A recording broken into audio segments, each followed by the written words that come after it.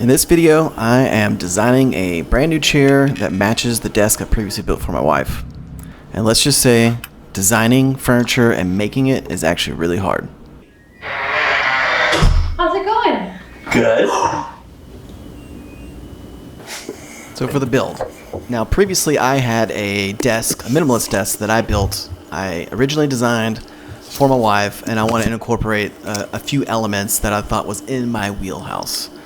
And furniture is pretty difficult when it comes to actually coming up with an original design versus like following some plans. And there is a lot of complexities that go into it, and specifically when you think about like chairs. So desk, cabinets, media consoles, things of that nature, more or less have kind of a very fixed element regardless of where you have that placed.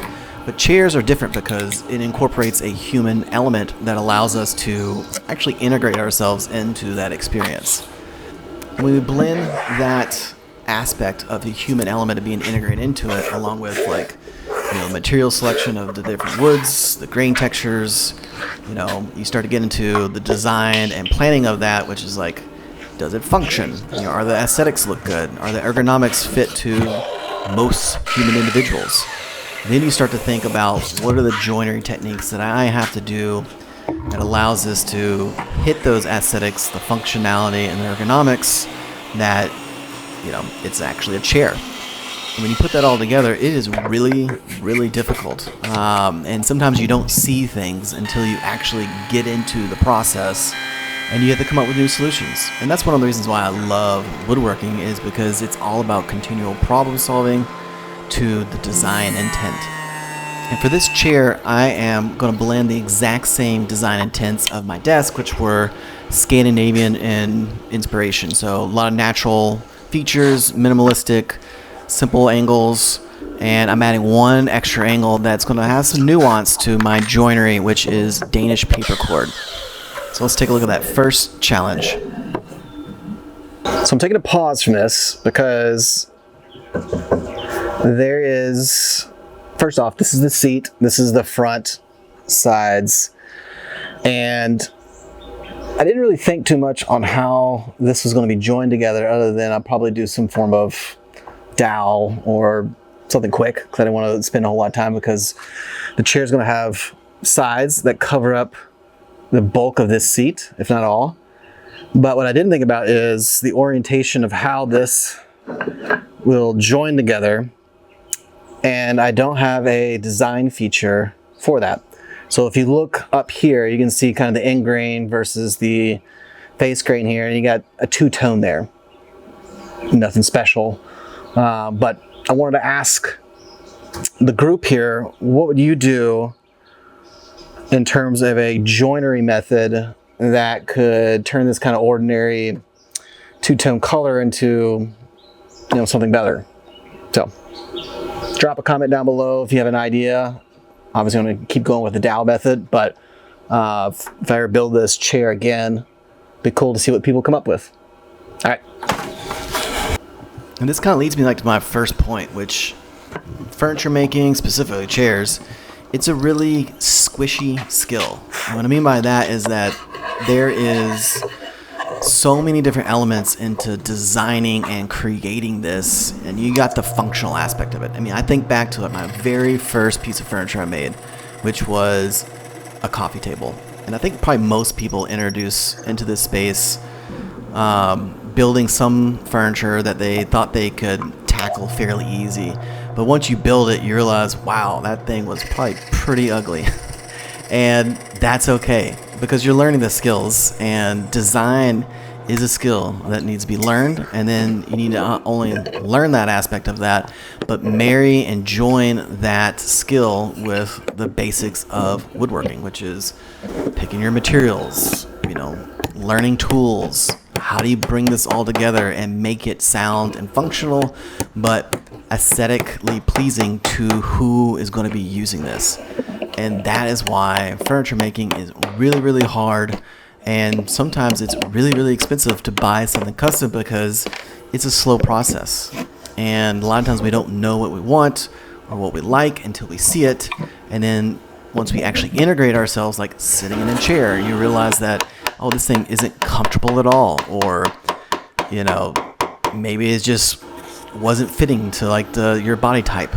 There's so many different elements when it comes to furniture making and where it can go wrong, but that's part of the process that you can find joy and a little bit of nuance in trying to dial that in and master that craft, because it allows you to ask really good questions to your clientele, whether it's your wife, like in my example, or if you're actually doing a commission piece and you're going to build this for some individual. And, you know, you're going to make mistakes, but that's okay, because that's part of the process and it's fun. When you start the project and just kind of get on a piece of paper, start writing out what you want, get a general idea, get some inspiration bullets on like what you're trying to achieve, you know, that's a big hurdle. And you can kind of evolve a little bit as you get that built, but more or less you're pretty much fixed. And furniture making is a huge gamble in seeing that payoff come to reality. And I think that's another nuance that you don't really realize until you start to get this put together and you see it for the first time in reality. And, you know, maybe it's starting to mimic what you designed, or maybe it's a little bit differently. And you don't have a whole lot of leeway unless you go up and remill, you know, material again to make those changes. So sometimes you just have to ponder and think and see how you're going to do the slight tweaks that you can with existing milled up pieces to get that same design intent. And still, the gamble is huge, and you never know if you get the payoff until it's once completely built, and I think that's fine. So you gotta just actually embrace the unknown and let people experience your art, because that's what this is. That's what furniture making is. It's a craft that takes not only mastering one particular domain, like woodworking.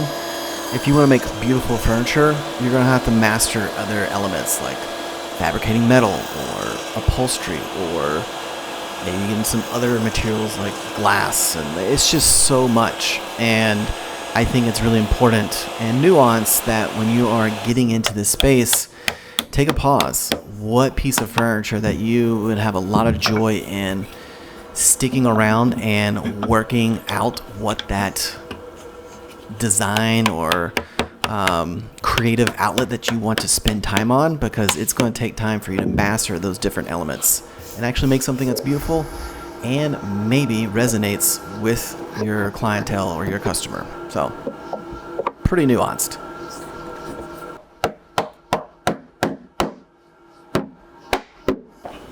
You ever bought a piece of furniture from Amazon or IKEA or what's the other place? Wayfair.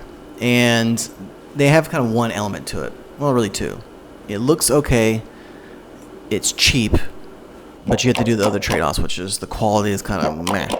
And some people are okay with that. And there's other unspoken aspects of that piece of furniture that is a nuance when you're actually trying to create your own, which is how does that piece of furniture integrate into not only someone sitting in it, but also like how does it relate to a countertop or a kitchen table or a desk. And there's a lot of things that go into designing that furniture that is incredibly nuanced to ensure that you have a seamless experience. And right here you can see that I just removed a bunch of material, so I can have the Danish paper cord to wrap around on the sides and sit flush with the wood, so that I can have a knockdown piece of furniture and allow this chair to be shipped or to be broken down and stored, you know, if they want to put it away. And little things like that have to be thought out in advance, and that is very, very challenging when it comes to designing furniture, is that there's a lot of little things, not just like being able to put the chair together, but how does it actually integrate with the person? How does it integrate with the other piece of furniture? It's very complex, and that's one of the other reasons why furniture making is really challenging, but also not cheap.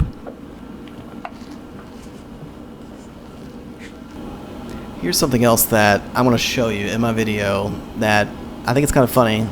You take pauses quite often because you're just figuring these things out on the fly. A little math here, a little math there, just to kind of dial it in, get it uniform, and there's symmetry in it. You want to create a good quality piece. And what's funny, well, not really funny about it, is that let's say we can sell this chair for $300, maybe more. I don't know. You guys tell me down in the comments what you would buy for a chair like this. But let's just say it's $300, and the materials are $75, maybe $100. So you're looking at like $200 labor that's put into it, and you're not going to get any margin out of it for like your operating business. I think this next part is really important to take a pause and reflect, and almost like just process it, come to terms. Is when you start in furniture making, like myself, you have this kind of like imposter syndrome, like, am I good enough to charge the furniture studio, prices? And I think you should. And put it on Facebook Marketplace, test it with your spouses, see how they react. That's your best way of actually seeing the value that you create, and is it missing the mark? And it's okay if it doesn't. And if it does, cool. So let's see if I did. Okay, so super sturdy. That's test number 1. Test number 2, let's see if it falls apart when I sit.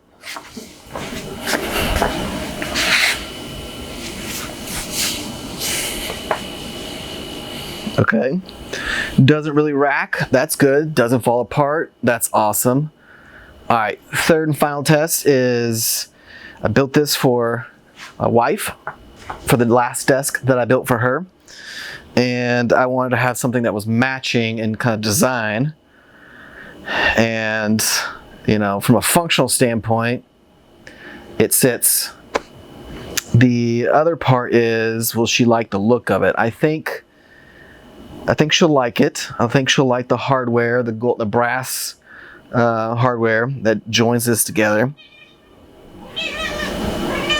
Yes. Okay, back to the regular scheduled program. You gonna let me talk? Okay, so I think she'll like the look. And I think the only thing is the seat's actually kind of more firm than I thought it was, but it's not too firm. So I think you can sit here for a bit.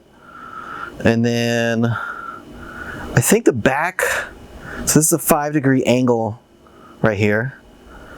And I think that is a good angle, but the backrest doesn't quite follow the contour. I gotta feel where that actually hits. Actually, it follows it closer than I thought it does. It's just maybe not curved, because I did have it flat. Not that fancy yet, don't have a bandsaw.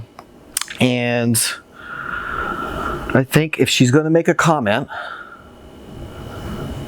I think she's going to comment on the back rest and its comfortability. We'll see. So let's see.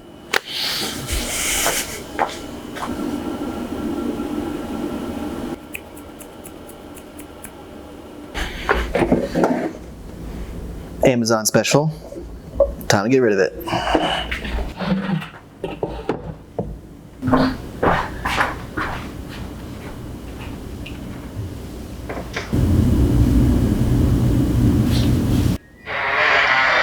How's it going?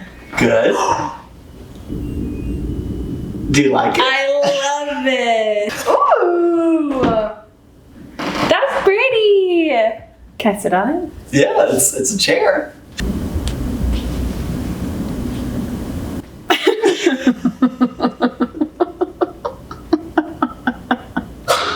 Wait, are you recording? Yeah, I'm recording. Like a video? Yeah, where's the, you know where the camera's at?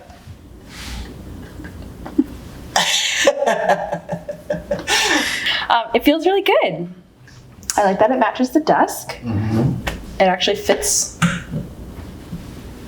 a person. Mm-hmm. It is like forcing me, which I'm like, oh, it's like forcing me to like sit up straight, which I'm not used to. I'm used to being in like, I am hunched gargoyle Yeah, the other chair has Hyper. probably like a... And this is like, man, you need to sit up straight.